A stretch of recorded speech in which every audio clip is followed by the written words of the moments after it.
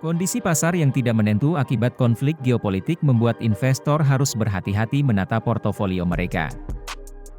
Bagaimana kinerja BNI Asset Management mengelola investasi mereka dan bagaimana prospek investasi reksadana 2024? Berikut pandangan Doni Susatyo Aji, PLT Direktur Utama PT BNI Asset Management, kepada jurnalis Kontan Nadia Zahira dan video jurnalis Meli Anne. Halo gengs, bertemu lagi dengan saya Nadia Zahira sebagai reporter Kontan TV, dan saat ini kita berkesempatan berbincang bersama Pak Doni Susatyo selaku PLT Direktur Utama BNI Asset Management. Nah, pada kesempatan kali ini kita akan berbincang mengenai bagaimana BNI Asset Management di tahun ini kinerjanya, sekaligus kita akan berbincang mengenai reksadana di tahun 2024.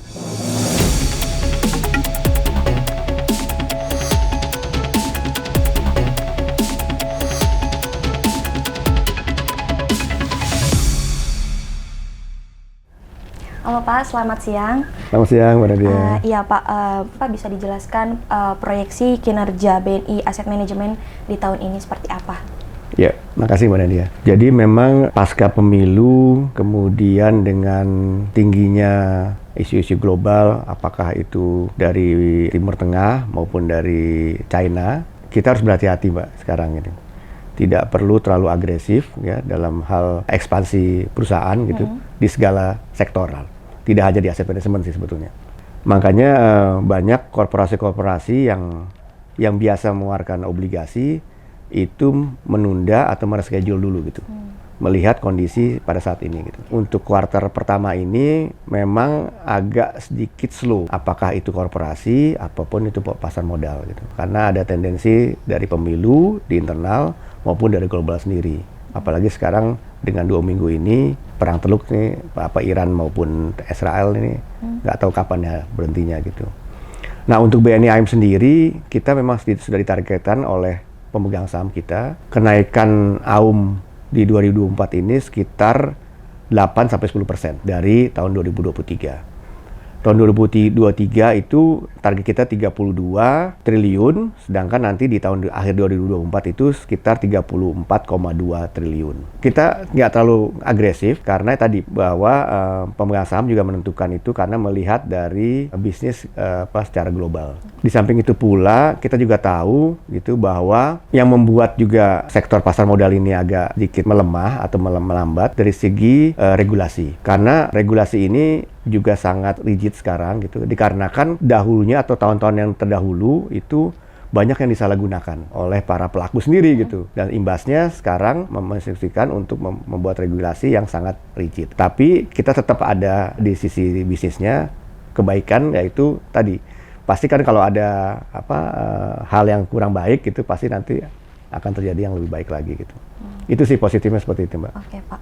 Kalau untuk strategi sendiri nih Pak, strategi yang ingin dilakukan BNI Asset Management di tahun ini bagaimana agar kinerja BNI Asset Management itu lebih meningkat lagi gitu Pak? Yang jelas kita ini sekarang lagi menyiapkan atau sudah menyiapkan produk-produk apa yang disukai oleh investor atau nasabah. Nah kita lihat di sini yang disenangi oleh investor atau nasabah yaitu produk-produk yang ada return-nya ataupun ada dividennya. Nah kita lalu membuat suatu produk yang dinamakan dengan indeks. Nah, indeks ini menurut saya sangat baik karena indeks itu adalah segaris dengan apa yang ada di dalam IHSG. Jadi IHSG-nya kemana, indeksnya nggak akan kemana-mana gitu. Nah, ini baik juga untuk perusahaan, terutama korporasi nasabahnya, karena kalau dia ngambil saham langsung, apabila indeksnya turun, portfolionya dia akan turun. Tapi kalau dia mengambil reksadana indeks, itu tidak akan kemana-mana dari indeksnya. Sedangkan indeks kita ini juga lumayan baik kinerjanya gitu. Nggak melebihi tapi nggak melebihi jauh gitu. Yes, dibandingkan dengan ISG maupun LQ45.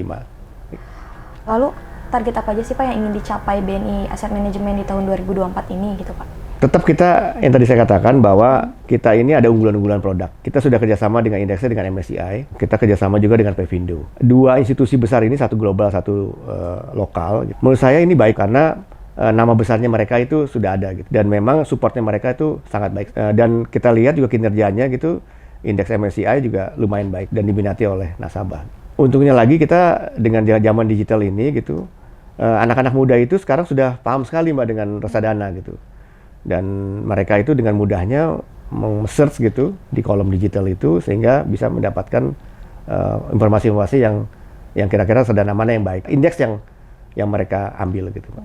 Reksadana Gitu. indeks Iya. seperti apa? Indeks syariah juga tambah saya. Indeks syariah juga lumayan baik Mbak. Gitu. Jadi digemari juga gitu. Gitu oleh para investor gitu, terutama anak muda gitu. Karena kinerjanya juga nggak kalah dengan konvensional biasa gitu. Itu digemarinya karena alasannya Ya jelas lah ya. Kalau investor itu kan pasti ngeliatnya return ya. Gitu. Benar. Pertama ada return, kemudian kestabilan. Oke. Pak, kalau untuk kinerja reksadana milik BNI AM sendiri sejauh ini bagaimana Pak? Apakah ada produk baru yang ingin diluncurkan di tahun 2024? Kita udah Mbak kemarin bulan lalu kita luncurkan ada Prime Bank sama Pevindo iGrid gitu ya, itu dua-duanya indeks, dua-duanya saham. Kinerjanya sendiri bagaimana Pak reksadana? Kinerjanya ya ini karena baru 2 minggu ini jadi perang gitu ya agak kekoreksi lah. Tapi saya yakin lah perangnya misalnya ada cuma nggak terlalu besar ya gitu. Kemudian pemilunya sudah selesai dan sudah dipastikan sudah ada presiden dan wakil presidennya gitu. Saya pikir positif Mbak. Dan kelihatannya kan presiden nanti yang akan datang gitu sangat cenderung ke korporasi. Gitu. Jadi ekspansi korporasi sangat besar, sangat luas. Dan kepositifan positif bagi korporasi-korporasi untuk mengeluarkan emisi-emisi obligasi saham maupun obligasi biasa, gitu, konvensional akan makin besar, Mbak. Kira-kira nih Pak, dari seluruh produk reksadana milik BNI Asset Management ini mana sih Pak yang paling diminati investor gitu? Pasti yang returnnya lumayan baik.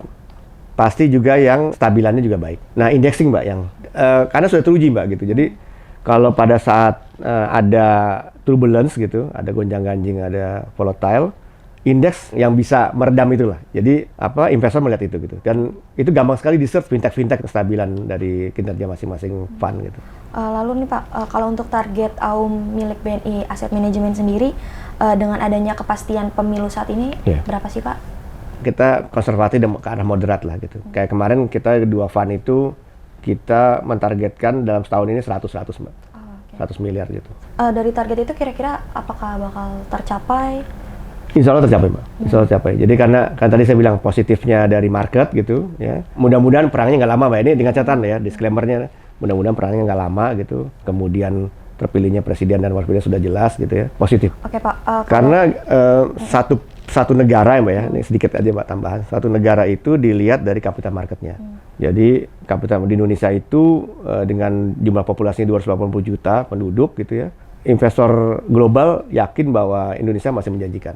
Pak, dengan pemilu yang sudah dimenangkan nih Pak ya kan oleh pasangan Prabowo dan Gibran gitu. Kalau kita ngomongin portofolio pilihan reksadana, menurut Bapak ini seperti apa sih Pak pilihan reksadana yang paling menarik? Pertama adalah big cap, karena big cap itu menurut saya yang pasti nanti yang terbang duluan. Gitu. Apabila nggak terjadi apa-apa ya Mbak, yang aneh-aneh lah. Kayak perang kan kita nggak tahu ya Mbak ya gitu kan. Gitu. Tapi kalau urusan internal dulu nih gitu, pasti big cap-nya akan terbang dulu di LQ45. Jadi insya Allah lah gitu dengan positifnya sudah terpilih ini gitu akan lebih baik lagi lah. Untuk pertanyaan terakhir nih Pak, kepada para investor yang baru ingin berinvestasi di reksadana ya Pak, kalau menurut Bapak itu sebaiknya pilih reksadana jenis apa sih Pak? Iya, kalau menurut saya ya dengan investor retail ya yang kurang lebih 10.000 sampai 100.000 ya, atau 10.000 sampai 500.000 lah gitu ya.